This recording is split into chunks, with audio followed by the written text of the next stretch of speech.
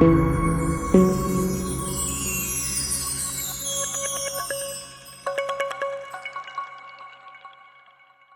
Égyptiens étaient des blancs à peau noire. Telle était la thèse absurde soutenue par l'aéropage de savants internationaux qui faisaient face aux professeurs Cheikh Anta Diop et Théophile Obenga lors du colloque historique du Caire organisé en 1974 par l'UNESCO, colloque visant à statuer sur l'origine des anciens Égyptiens.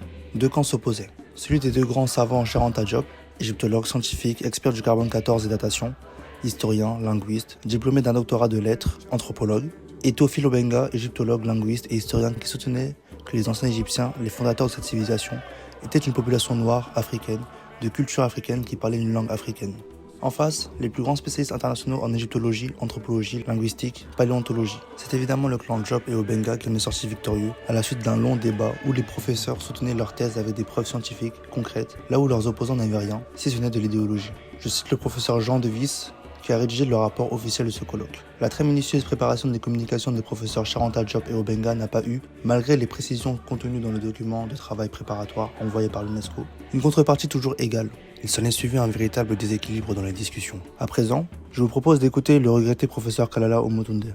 Moi qui ai eu l'occasion de m'entretenir sur la question avec la direction de l'UNESCO, vous savez qu'il s'est posé une problématique très simple dans les années 60, c'est que l'Afrique était le seul continent qui n'avait pas de livre d'histoire.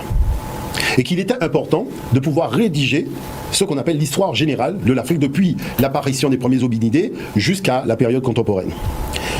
Est-ce qu'on allait s'enfermer, je dirais, dans une discussion africo-africaine? Ça a été, je dirais, le côté extraordinaire de l'UNESCO, c'est de permettre une réunion de chercheurs internationaux qui allaient pouvoir débattre de la question. Donc ça, jusque-là, c'est OK.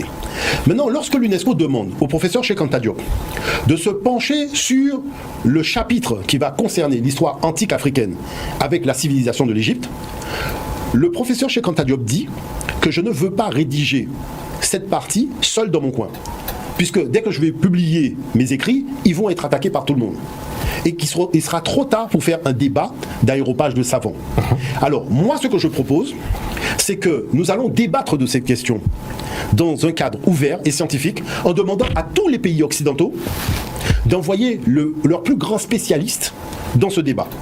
Et moi, je prévois d'avoir deux autres spécialistes africains à mes côtés, dont le professeur Théophile Obenga et le troisième qui n'a pas pu venir. Bon. Maintenant, il dit qu'il faut donner 1 an d'avance aux spécialistes pour qu'ils aient le temps de retenir cette date-là dans leur agenda et pouvoir effectuer leur déplacement et préparer leur intervention dans le cadre du débat. Donc l'UNESCO organise ce colloque au Caire en 1974. On se retrouve face à deux camps. Il y a le camp de ceux qui disent que les Égyptiens étaient noirs. C'est le camp du professeur Diop et du professeur Obenga. Il y a le camp de ceux qui disent que les Égyptiens étaient des noirs à peau blanche, étaient des blancs à peau noire. Pardon, faut voir l'affaire.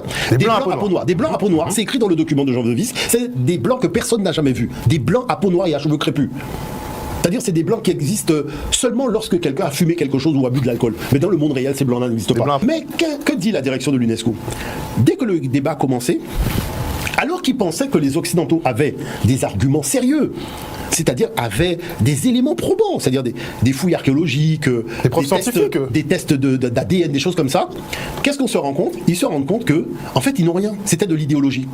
Et lorsque le professeur Diop et le professeur Obenga ont commencé à matraquer, ils ont été complètement déstabilisés. Et moi, je vais vous poser une question. Vous imaginez bien que le colloque du Caire a été enregistré. Où est l'enregistrement des échanges? Vous comprenez bien que le colloque du Caire a été filmé. Où se trouve le film du colloque du Caire? Pourquoi on cache? Pourquoi tout ça est caché? Puisqu'on dit que c'est un imposteur. Montrez les documents. Et oui, cette question a été réglée il y a maintenant plus de 50 ans. Mais dans un esprit d'idéologue et non de scientifique, l'égyptologie dominante européenne s'avertue à nier fermement ce qui a été démontré en long, large et travers en 1974 par les professeurs Diop et Obenga.